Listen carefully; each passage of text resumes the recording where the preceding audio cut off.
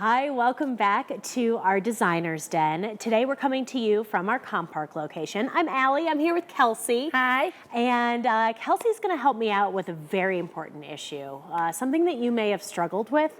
It's called Headboard Gap, and it's serious. We've lost a lot of pillows to Headboard Gap in my house. And if you're thinking, what's that? Good job. You probably have a mattress that's the right size. If you know what I'm talking about and you suffer from this too, we're gonna solve your problems today. So Kelsey, what causes what we have dubbed the headboard gap? Yeah. So traditionally, headboard gap is just when we don't have the right size mattress. So we have an example right here.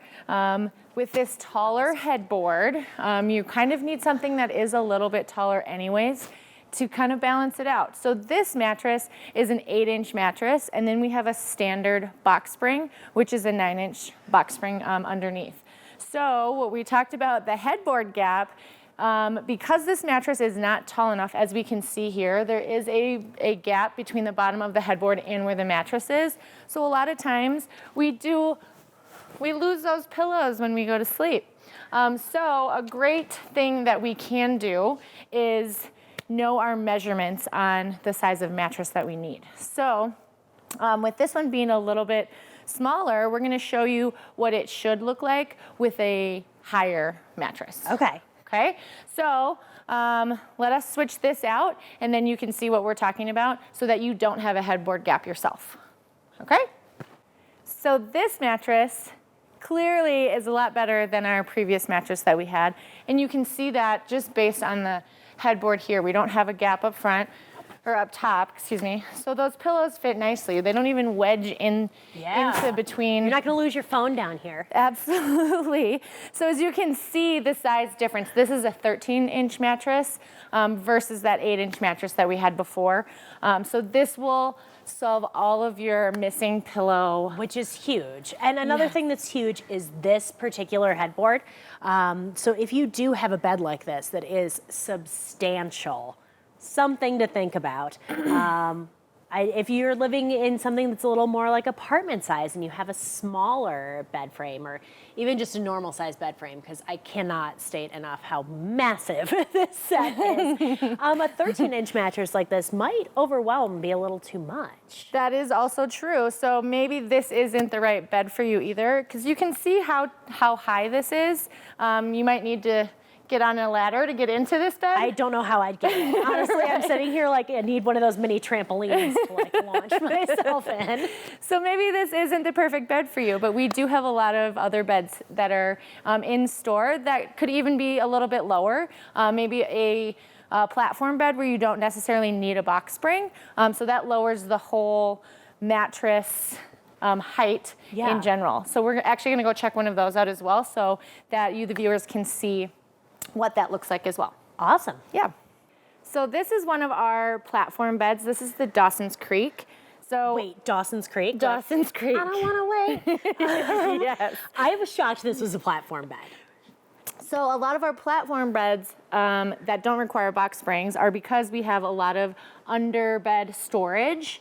So you can't have box spring. Well, you can have box spring in there, but you just have a lot more storage options under there. And then our slats underneath the mattress are closer together, because if we did have a box spring on this, again, it would be just as tall as what our previous bed was. So this is kind of an in-between. The headboard's a little bit lower. Yep. And another option too, if you are worried about not having a box spring, you can also have a bunkie board option, which kind of is like a piece of plywood, if you will. It kind of distributes the weight evenly across the bed. So you do have a little bit more stability there.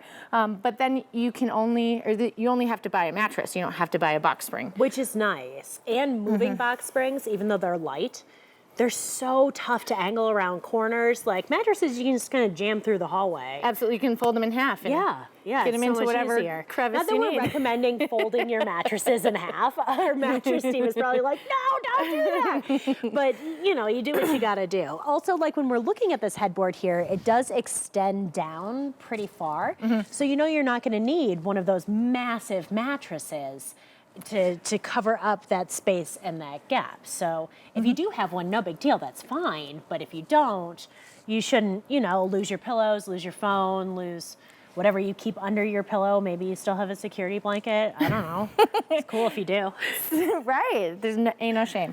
So there, you can also get a smaller size mattress here because we do have that headboard that goes a little bit lower. So your options are, you have a lot of options is really what I'm trying to say. So it really just depends on if you do like a pillow top or you want just a memory foam mattress. We do have such a variety of sizes that can work for your needs. Yeah. For your new bedroom set. So whether you're in the market for a bedroom set or a mattress, know your setup, know what you're working with. So when you come in, you're not purchasing something that's not going to fit, that you're not going to be happy with, because you have to purchase a mattress maximums like every 10 years. So you should be purchasing a mattress. If you haven't, again, we're not going to tell anyone it's fine, but work on that. And just know what you need, know what you're working with. And also, if you're getting one of those massive 13-inch mattresses, they're amazing. Love them. You're going to need bigger sheets. So really prep for this. You'd think buying a bed was easy. Right. But because it's not, we're here today. Also keep in mind too, you're going to have a comforter or a duvet or something of that sort on your bed. So that's also going to take up a little bit more of a gap as well. Even being able to tuck under on a platform or tuck into a footboard on some of those other styles of beds. So it's going to take up a little bit more space on top of how thick your mattress is as well. So. Awesome. Well, Kelsey, thank you so much. Yes. I feel like some of my issues have been solved. Not all of them. Well, but, I'm hoping that we can solve some of your headboard gap issues as well, and that we covered, kind of the gambit on our headboard gap. Yeah, we'll be back next week with more tips on our Designer's Den. If you want more tips from our design experts like Kelsey here, obviously you can head to our Facebook page, check out our videos there, head to our YouTube page, head to our website, afw.com. We've got all the resources that you could possibly need. Bye.